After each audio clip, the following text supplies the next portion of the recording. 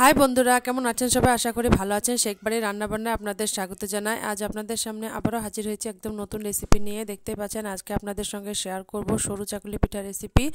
তো ভিডিওটি প্রথম থেকে শেষ পর্যন্ত দেখতে থাকুন, আর ভালো লাগলে অবশ্যই চ্যানেলটিকে সাবস্ক্রাইব করে বেল আইকনটি প্রেস করে রাখুন, যাতে নিত্য নতুন ভিডিওর আপলোড সবার আগে আপনাদের কাছে পৌঁছে যায়। তো বেশি কথা না বাড়িয়ে রেসিপিটি শুরু করি। এখানে একটি পাত্র নিয়েছি, আর পাত্রের মধ্যে আমি আতপ চালের গুঁড়ো নিয়ে নিচ্ছি। তো 3 চামচ আমি আতপ চালের গুঁড়ো নিচ্ছি, আর 3 চামচ সেদ্ধ চালের গুঁড়ো নিচ্ছি, আর তার মধ্যে সামান্য পরিমাণ লবণ দিলাম, আর লবণটাকে ভালো করে মিশিয়ে নিলাম। এখন অল্প অল্প জল দিয়ে একটা ব্যাটার বানিয়ে নেব। আর জলটা কিন্তু হালকা গরম হতে হবে, ঠান্ডা জলে ব্যাটার বানালে কিন্তু পারফেক্ট ব্যাটার বানানো হবে না। তো হালকা গরম জল দিয়ে আর অল্প অল্প করে জল দিয়ে ব্যাটারটাকে বানাতে হবে। তো দেখতে পাচ্ছেন ব্যাটারটাকে আমি বানিয়ে নিচ্ছি এভাবে।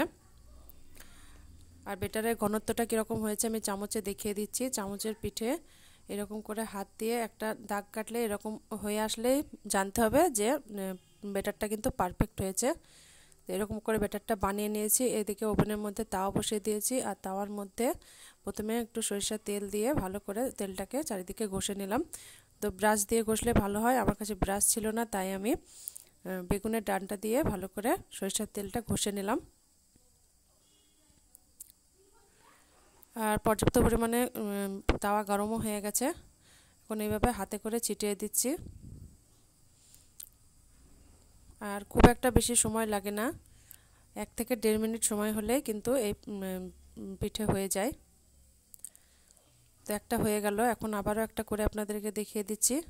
দেখুন খুব সহজেই কিন্তু এই রেসিপিটা করা যায়, আর খেতেও কিন্তু অসাধারণ স্বাদের লাগে এই রেসিপি। ঝোলা গুড় দিয়ে কিংবা মাংস দিয়েও খেতে কিন্তু অসাধারণ স্বাদের এই রেসিপি। তো দেখতে পাচ্ছেন এভাবে আমি আবারও একটা বানিয়ে আপনাদেরকে দেখিয়ে দিচ্ছি।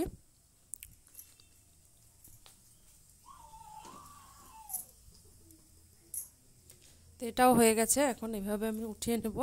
তো দেখতে পাচ্ছেন চারিধারটা কীরকম সুন্দরভাবে ছেড়ে আসছে। তো এইভাবে ভাঁজ করে নিচ্ছি, 3 ভাঁজ করে নিয়ে আমি উঠিয়ে নেব। এই দেখুন কত সুন্দর হয়ে গেছে।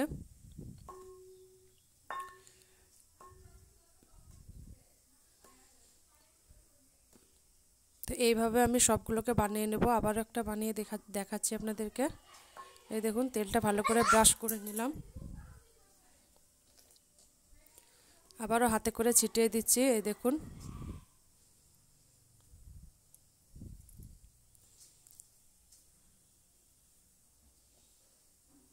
এটাও আমাদের তৈরি হয়ে গেছে।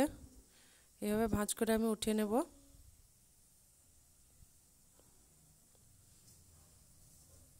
এই দেখুন আমি ভাঁজ করে উঠিয়ে নিচ্ছি, এমন একটা প্লেটে পরিবেশন করে আপনাদেরকে দেখাচ্ছি। এই দেখুন কতটা সুন্দর লাগছে দেখতে। একটা ছিঁড়ে দেখিয়ে দিচ্ছি কতটা নরম হয়েছে। এই দেখুন কতটা নরম হয়েছে, কতটা সুন্দর হয়েছে। আশা করছি আমার রেসিপি আপনাদের ভালো লাগবে। এরকম ঝোলা গুড় দিয়ে আপনারা খেতে পারেন। ভালো লাগলে অবশ্যই চ্যানেলটিকে সাবস্ক্রাইব করবেন, আর বেশি বেশি করে রেসিপিটাকে শেয়ার করবেন, সাথে লাইক করবেন, আর কমেন্ট করে জানাবেন কেমন লাগলো। সবাই ভালো থাকবেন, সুস্থ থাকবেন। আজকের মতন বিদায় নিচ্ছি, দেখা হবে পরবর্তী ভিডিওতে নতুন রেসিপি নিয়ে।